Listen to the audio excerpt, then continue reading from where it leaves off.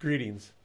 My name is Mike Valerius, and I serve as the Associate Pastor at First Lutheran Church in Blooming Prairie, and as the chairperson of our Synod's Global Ministry Table. The Evangelical Lutheran Church of Tanzania, the Central Diocese, has been in partnership with the ELCA and the Southeastern Minnesota Synod for many years. We work together in sharing the gospel with the people who live in our communities. We serve alongside our ministry partners through prayer, personal relationships, virtual connections, financial support, and when possible, visits. Today, I would like to tell you the story of one aspect of our ministry partnership in Tanzania, pastoral and congregation life. As I visited the Central Diocese in 2017, I noticed that many of the people who live in the region seem uniquely connected to one another in ways that were new to me. Life is much more communal there, with people depending on one another and caring for their neighbors as a way of life, which is a little different than what I experienced here in Minnesota. It's common for people to work together out of necessity, with no hesitation to ask for help and no hesitation giving the help when needed.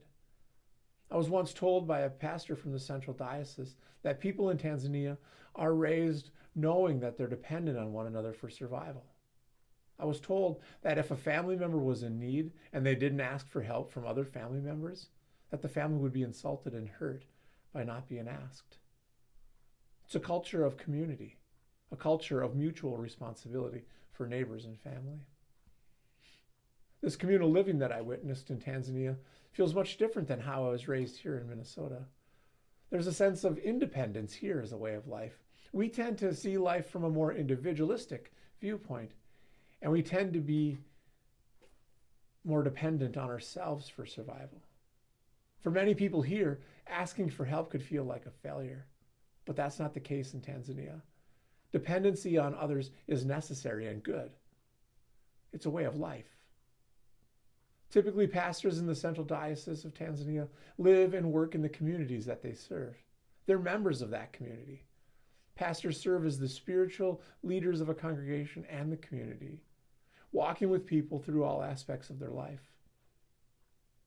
They're there to preach and teach, to administer the sacraments, but they're also there to support the parishioners throughout their lives. Some of the support that the pastors give includes grieving with families in times of loss, helping individuals and families with food needs, and finding medical resources and supplies for families. The pastors are very present in the life of the community.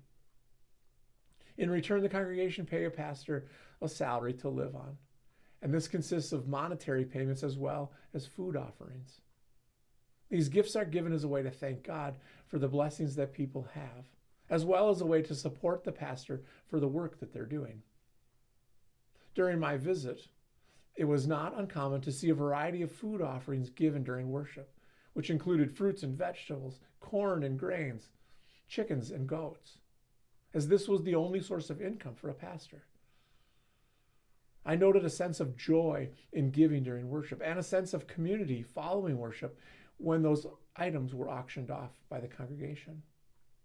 The money raised from the auction was given to the pastor as income. They were truly in this together.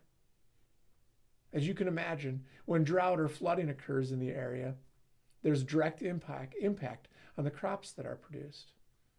The drought directly affects the people who farm and indirectly impacts the pastor's livelihood too.